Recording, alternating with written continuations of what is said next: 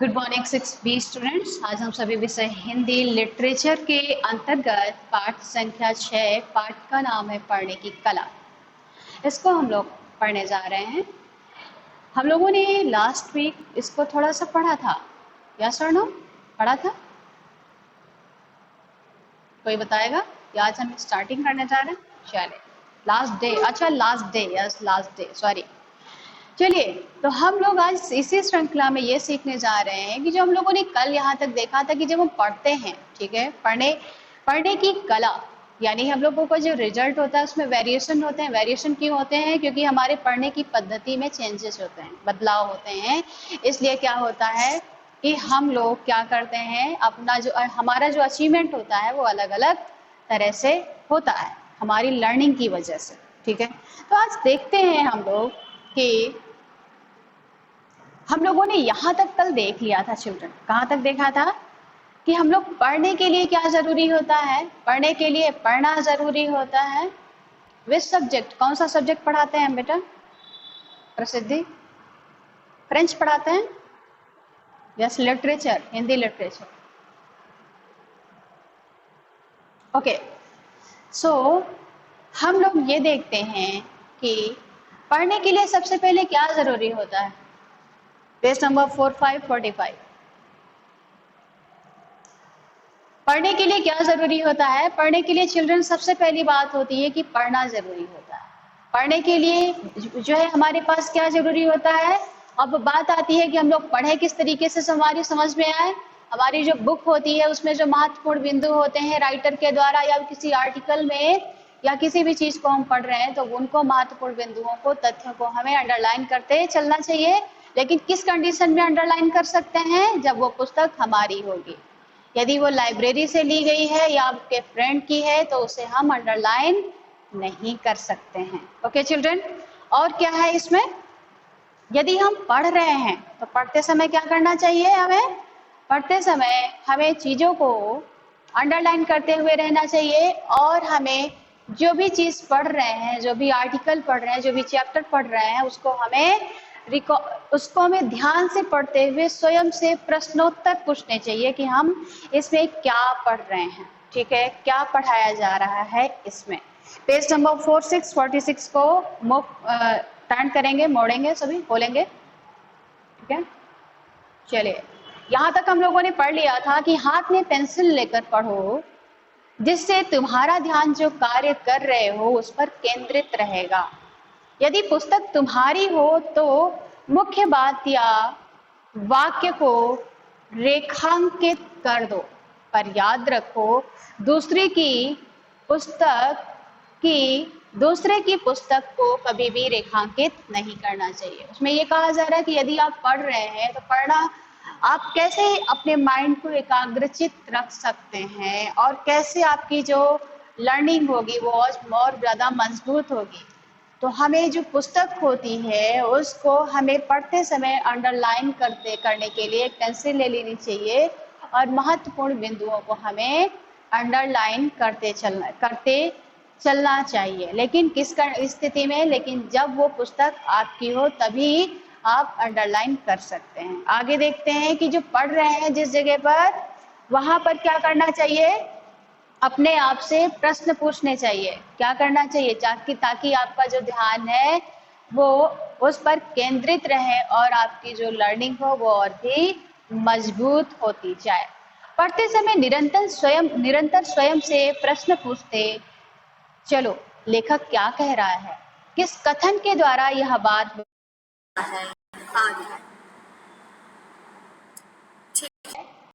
उन प्रश्नों को ध्यान में रखकर पढ़ने से विषय की मुख्य बातों की ओर ध्यान केंद्रित रहे। यदि हम क्या करते हैं, महत्वपूर्ण बिंदुओं को जो है अपने आप से जब पढ़ते हैं तो उनको क्या करना चाहिए? हमें महत्वपूर्ण बिंदुओं को, हमें क्या कह रहा है, राइटर का कहने का क्या मतलब है, आशय क्या है, अपने आप से प्रश्न। ओके, आगे हम देखते हैं जिस जगह आप पढ़ रहे हो। अब बात आती है कि अब आप पढ़ते समय स्वयं से प्रश्न तो पूछेंगे कि राइटर क्या कह रहा है, इसका कहने का क्या मतलब है। लेकिन जहाँ पर पढ़ रहे हो उस जगह का वातावरण कैसा है, इस पर भी आपकी लर्निंग का बहुत ज़्यादा प्रभाव पड़ता है। ठीक है, तो देखते हैं कि जहाँ पर जिस जगह आप पढ़ रहे हो, जो आपकी पुस्तक है उसकी और आपकी आंखों की दूरी क्या है, और उस आपकी पुस्तक पर उचित प्रकाश पड़ रहा है या नहीं, इन सारी बातों को ध्यान में रखना चाहिए। ठीक है, देखते हैं सभी। सफल अध्ययन के लिए तेज गति से पढ़ सकना आवश्यक है। पढ़ते समय सबसे पहले यह देखना चाहिए कि तुम्हारी पुस्तक पर यथेष्ट प्रकाश पड़ रहा है या नहीं। यह प्रकाश तुम्हारी आंखों में चमक उत्पन्न करने वाला या चौंधियाने वाला नहीं होना चाहिए। दूसरी बात ध्यान में रखने की यह है कि तुम्हारी पुस्तक आंखों से उचित दूर हो। विज्ञान में तुमने पढ़ा होगा अथवा पढ़ोगे कि साफ साफ देखने की न्यूनतम दूरी होती है। इससे ज्यादा पास रखी हुई वस्तु को साफ साफ नहीं देखा जा सकता। यदि दूरी लगभग 16 इंच है तो यदि यह दूरी लगभग 16 इंच होती है, अतएव अपनी पुस्तक को आंखों से लगभग इतनी दूर अवश्य रखो। अर्थात जो वैज्ञानिकों द्वारा जो एक मानक निर्धारित किया गया है कि आपकी जो आंखों की और पुस्तक की दूरी क्या होनी चाहिए, और पुस्तक पर कितना। सबसे पहले बात कर लेते हैं पुस्तक पर पड़ने वाले प्रकाश की। तो पुस्तक पर यथेष्ट यानी उचित प्रकाश पड़ रहा हो, ना बहुत ज्यादा पड़ रहा हो ना ही बहुत ज्यादा कम पड़ रहा हो। ठीक है, यानी उचित प्रकाश पड़ रहा हो, या ना बहुत कम हो कि आपको अक्षरों को, लाइंस को देखने में अपनी आंखों को काफी आपकी आंखों को काफी मेहनत करनी पड़े, और दूसरी बात ना काफी जो है इतना ज्यादा लाइट हो कि आपकी आंखों की जो है उस रोशनी में चौंधी आ रही हो, ऐसा भी नहीं होना चाहिए। ठीक है, आगे देखते हैं हम सभी।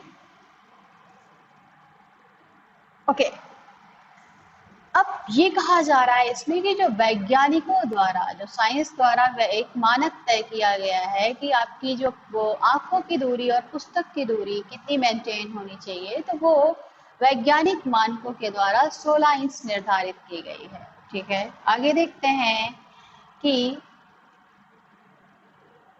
जो हमारी लर्निंग पद्धति होती है उसमें अक्सर कहा जाता है कि जो रट्टू तोता नहीं बनना चाहिए, हमें चीजों को समझ कर पढ़ना चाहिए। मैं भी इस बात की पक्षधर हूँ कि चीजों को समझ कर ही पढ़ना चाहिए, रट्टू तोता बिल्कुल नहीं बनना चाहिए। लेकिन कई ऐसी चीजें होती हैं चिल्ड्रन जिनको कि याद करना बहुत ही जरूरी होता है। वो कौन सी चीजें जरूरी होती हैं, आइए इस पैराग्राफ में देखते हैं।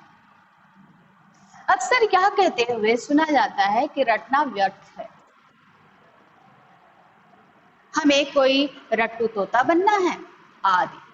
कहा चाहे जो भी जाए, सत्य तो यह है कि बहुत सी चीजें रटनी पड़ती हैं, जैसे वर्तनी, साध्य, नियम और सूत्र, तिथियां, कविताएं आदि।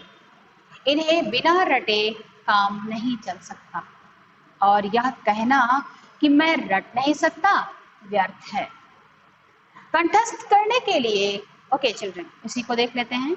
अक्सर हम लोग कहते हुए सुनते हैं कि हमें रटना चीजों को नहीं चाहिए, रटना व्यर्थ होता है, और ये बात सही भी है कहीं तक, क्योंकि जो वर्तमान एजुकेशन प्रणाली है, हम लोगों की शिक्षा प्रणाली है, उसमें रटने को प्रेफरेंस नहीं दिया गया है।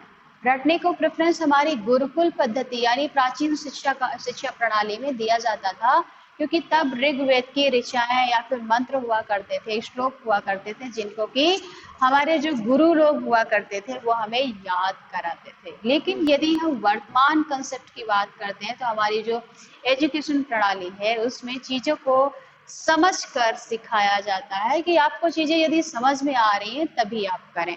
ठीक है, लेकिन चिल्ड्रन कुछ ऐसी चीजें होती हैं, कुछ ऐसी बातें होती हैं जिनको कि याद किए बगैर आपका काम नहीं चल सकता है। जैसे सपोज दैट आप लोग मैथ्स के सम्स करते हैं, उसमें से जैसे समय का जो क्वेश्चंस होते हैं, समय, दूरी, घंटा, प्रतिचाल, तो उसका पर्टिकुलर कोई सूत्र होता होगा, उसको याद करते होगे तभी आप उसको लगा सकते होंगे। साइंस में भी कुछ ऐसे जो नियम होते हैं उनको भी याद करते होंगे आप लोग, जैसे साइंस के कुछ न्यूमेरिकल जो होते हैं, जो भी थ्योरम होता है, जो भी चीजें होती हूँ, आई डोंट नो, क्योंकि मैं आर्ट साइड की पढ़ी हुई हूँ तो मैं ज़्यादा साइंस के बारे में नहीं जानती हूँ, आई एम सॉरी।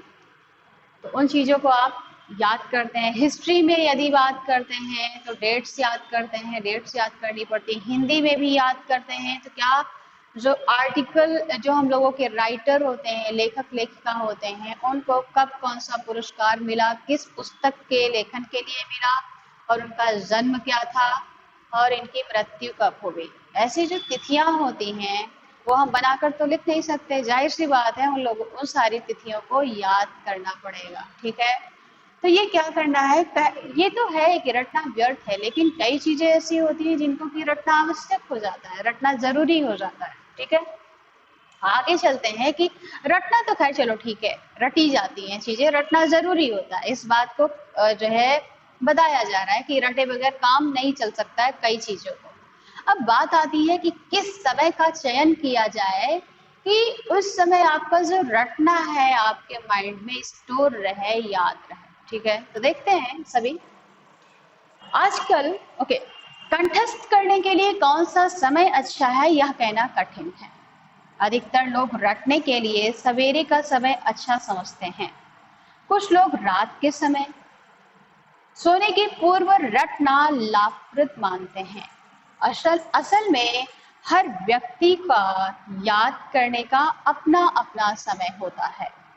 जिस समय तुम्हें सरलता और शीघ्रता से याद होता हो उस समय का उपयोग करो, ठीक है। हमें चीजें याद करनी पड़ती है, बात आती है कि किस समय याद किया जाए तो हमें चीजें याद रहती हैं। इस क्वेश्चन के आंसर में जो मत आते हैं, जो व्यूज आते हैं, वो हर किसी के अलग अलग आते हैं। कोई कहता है कि ब्रह्म मुहूर्त में उठने पर लोगों को सारा माइंड जो फ्रेश रहता है वो चीजें ज्यादा जल्दी स्टोर हो जाती है माइंड में।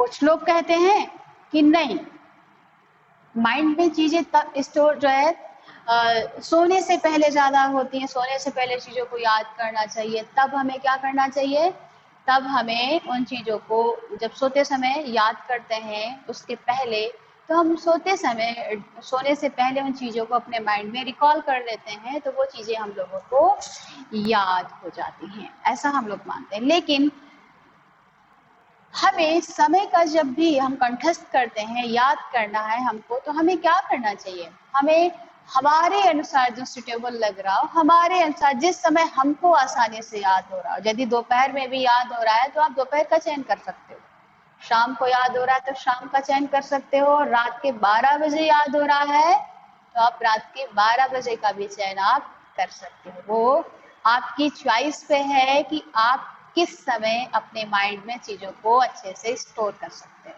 ठीक है। ओके, आगे चलते हैं और ये देखते हैं कि जो याद करना होता है, अब लोग कहते हैं कि चीजें मैं याद तो करता हूँ लेकिन मुझसे चीजें भूल जाती है, मुझे मैम याद ही नहीं होता, मैं क्या करूं। मेरे सामने ये दुविधा रहती है कि मुझे चीजें याद ही नहीं होती हैं, ठीक है। हम इस बात को समझ सकते हैं कि चीजें याद नहीं होती हैं, लेकिन उसके लिए क्या करना चाहिए, इसमें याद करने की टेक्निक्स बताई जा रही हैं, तकनीकियां बताई जा रही हैं कि हमें किस हिसाब से चीजों को याद करना चाहिए, ठीक है। ओके, इसमें कहा जा रहा है कंठस्थ करने से पूर्व यह समझने का प्रयत्न करो कि तुम क्या कंठस्थ कर रहे हो, ठीक है।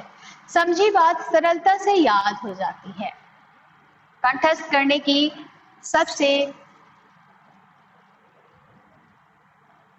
साधारण विधि है कंठस्थ किए जाने वाले अंश को जोर जोर से पढ़ते हुए दोहराते रहना। भूलने पर भी अंश को देखना चाहिए। इस विधि की कमजोरी यह है कि याद करते करते मन भटक जाता है। अगर ऐसा है तो नीचे दी गई अन्य विधियों का उपयोग करें। ओके, इसमें यह कहा जा रहा है चिल्ड्रन कि हम जब याद करते हैं, याद करने बैठते हैं, तो क्योंकि थोड़ा सा माइंड को ज्यादा ताकत लगानी पड़ती है, एकाग्रचित होना पड़ता है, तो हमारा माइंड क्या करता है, जल्दी से थक जाता है। तो हम उसके लिए क्या करते हैं, हम सोचते हैं कि अच्छा, फ्रिज में मम्मा ने आइसक्रीम रखा था, चॉकलेट्स भी रखी है, थोड़ा सा खा लेते हैं फिर पढ़ते हैं। ठीक है, जो हमारा माइंड क्या होता है, बुक के बजाय फ्रिज में चला जाता है। ठीक है, और कई चीजों में अटकता रहता है हम लोगों का माइंड। तो हमें क्या करना चाहिए, हमें चीजों को, अपने माइंड को भटकाना